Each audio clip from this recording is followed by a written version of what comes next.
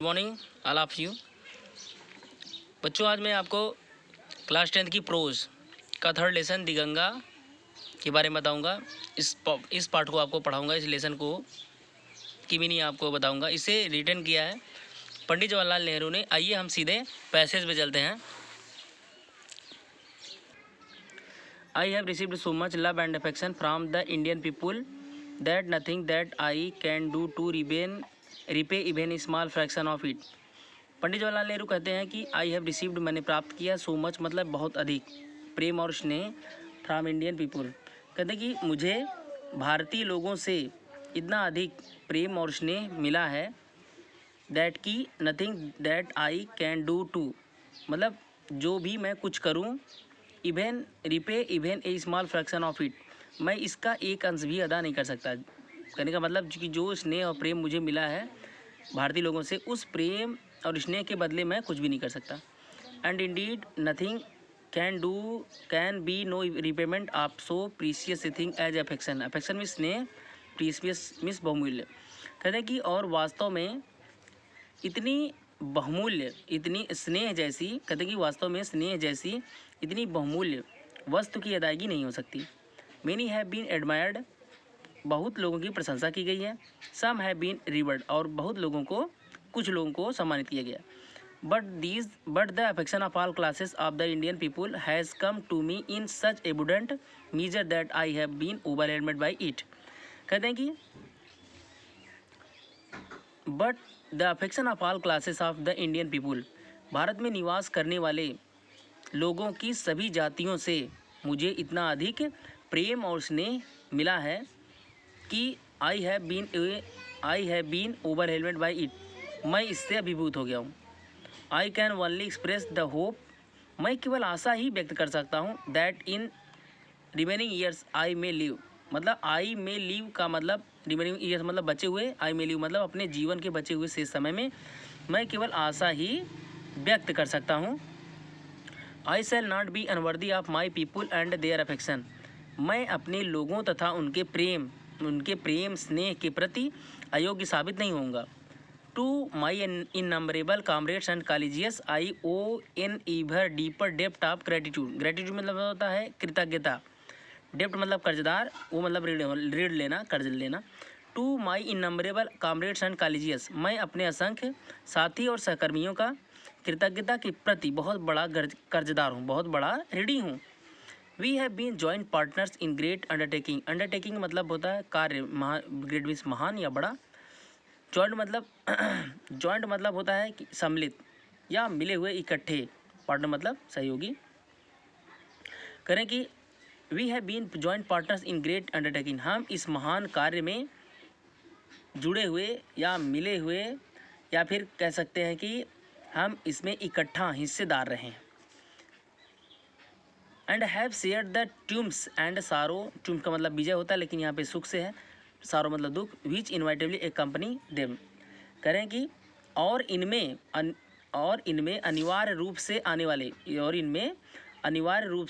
वाले सुखों और दुखों के भागीदार रहें, और इसमें आने वाले अनिवार्य रूप से सुखों और दुखों में हम साथ साथ भागीदार रहें।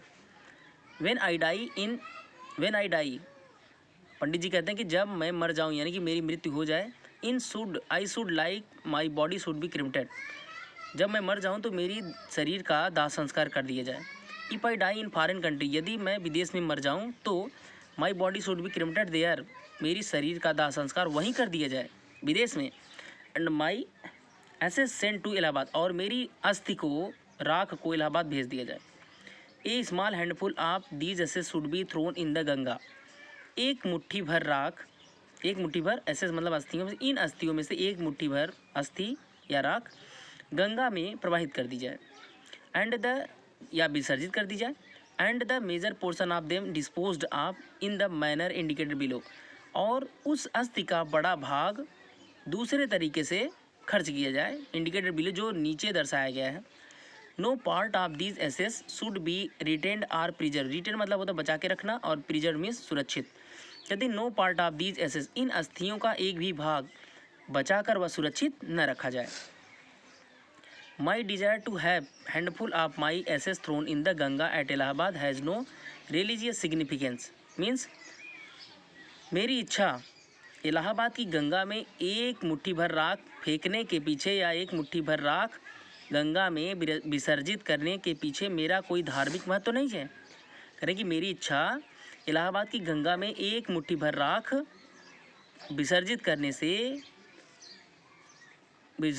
देने से इसके पीछे मेरा कोई धार्मिक महत्व नहीं है।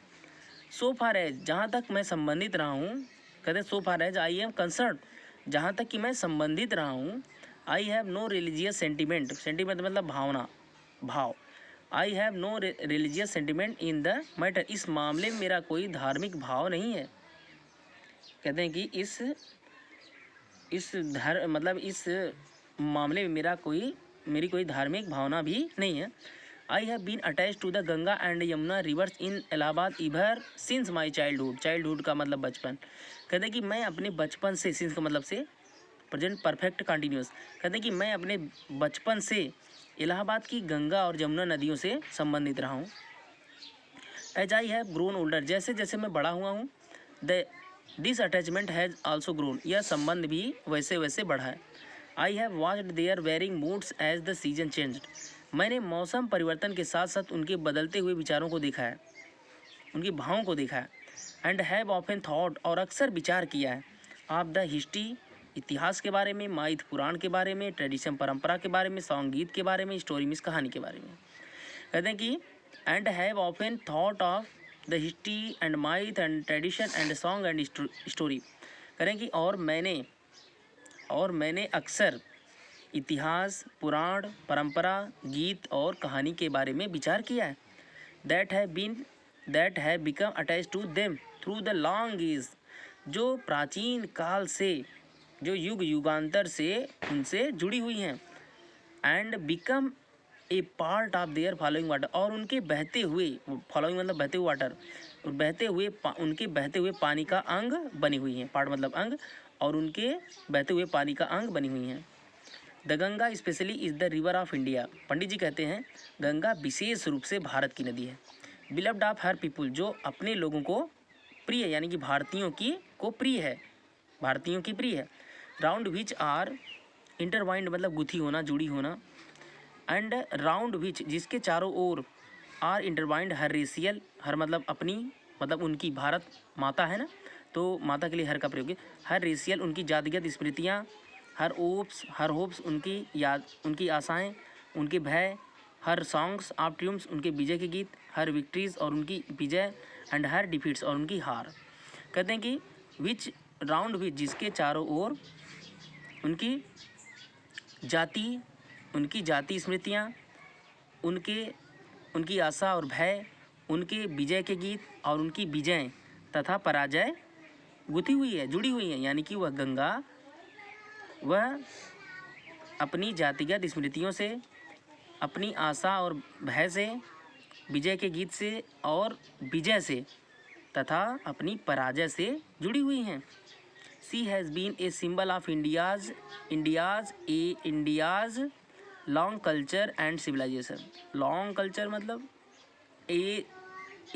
लॉन्ग एज का मतलब बहुत लंबे समय से, प्राचीन काल से। कल्चर मतलब संस्कृति, और सिविलाइजेशन मतलब सभ्यता। कहते हैं she has been a symbol मतलब प्रतीक रही है।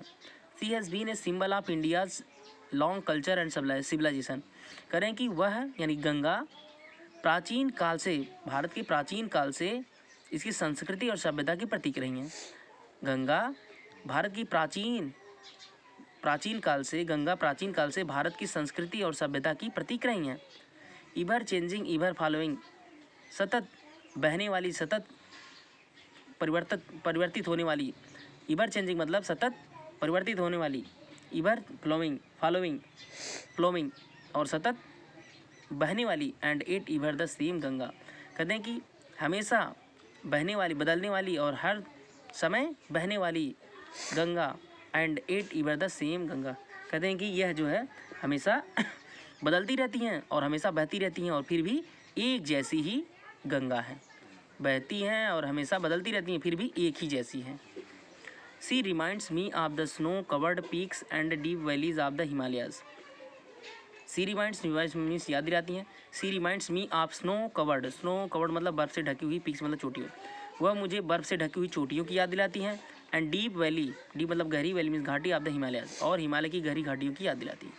कहते हैं कि वह मुझे बर्फ़ से ढकी हुई चोटियों तथा हिमालय की गहरी घाटियों की याद दिलाती है।